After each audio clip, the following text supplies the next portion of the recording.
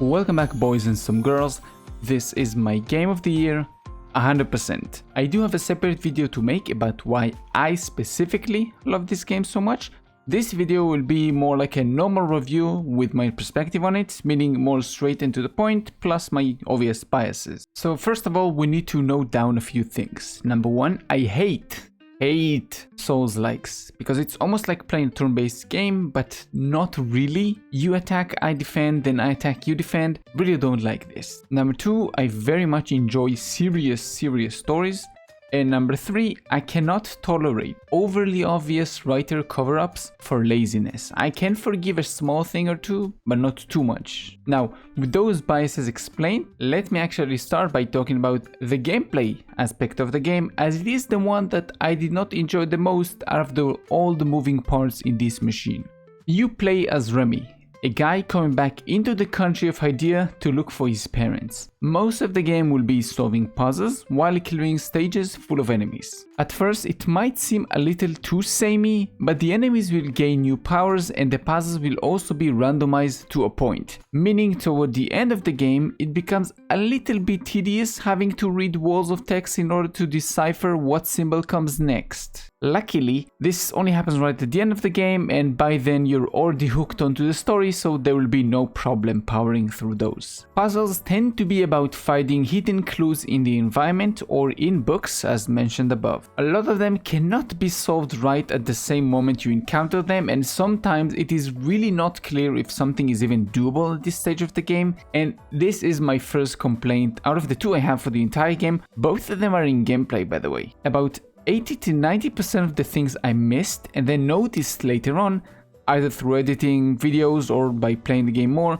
were things that I did not even know were possible to do in the game, like trading items to certain NPCs or interacting with the environments in certain way. In general, 95% of the puzzles make sense and I eventually got them on my own. Besides very few, like the safe code in the primacy office for example, which chooses specific numbers out of a presented few numbers with a very certain explanation.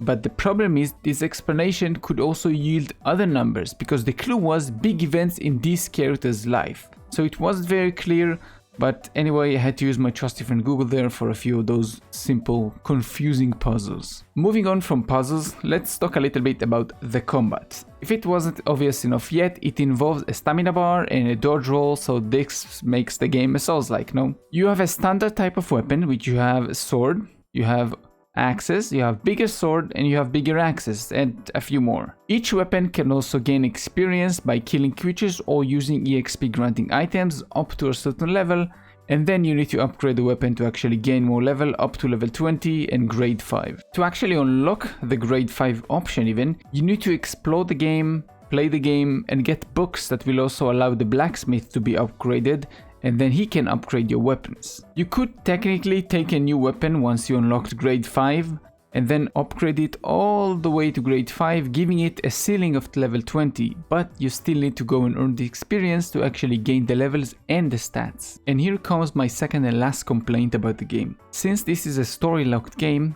it means you need to progress the story to actually unlock more maps, and those maps will also be higher level than the previous ones, so it results in a very horrible grind until you can actually use a new weapon. The enemies in the game are white husks that cannot be affected by modern weapons, only by the weapon we just talked about. Those weapons are also made from the enemies, which leads to a question of the chicken of the egg, what came first? Enemies have types to them, you have basic one, you have range, and you have a tank slash boss. I'm not really sure how to define them. Each one of the types can also be further attributed with one of 4 attributes that makes the creature summon another mob that needs to be killed first before you can return to pay attention to the original body. I hate the green biome, by the way, he just keeps running away all the time. Enemies tend to spawn with logic, so if something rage or grief inducing happen nearby, then a rage or a grief attributed enemy will also be nearby.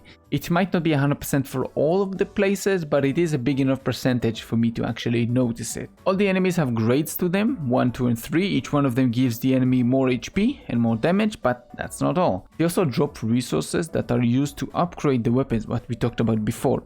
The higher the grade you want to reach, then the stronger the enemy drop that you need. Overall, I hate everything. It's not my type of combat. I just don't enjoy this kind of things, and I don't have any other Souls-like game to compare it to. So you have to do your own judgment here and decide for yourself, because I don't know if this is good or this is bad. I just haven't played this kind of games before. Performance-wise, there were almost no problems. I think the game maybe froze once or twice in the entire Let's Play, so good job devs.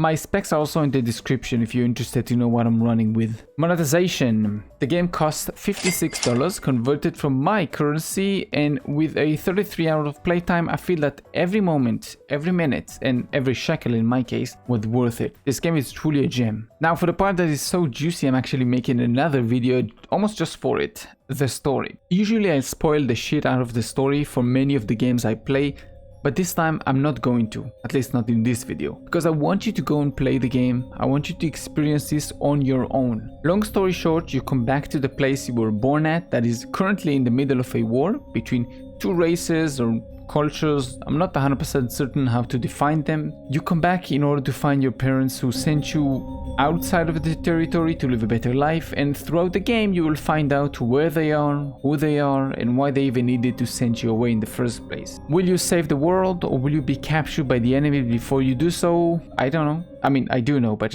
I just won't tell you. To summarize this review, I do want to say that I 100% recommend you go play this game at your earliest convenience.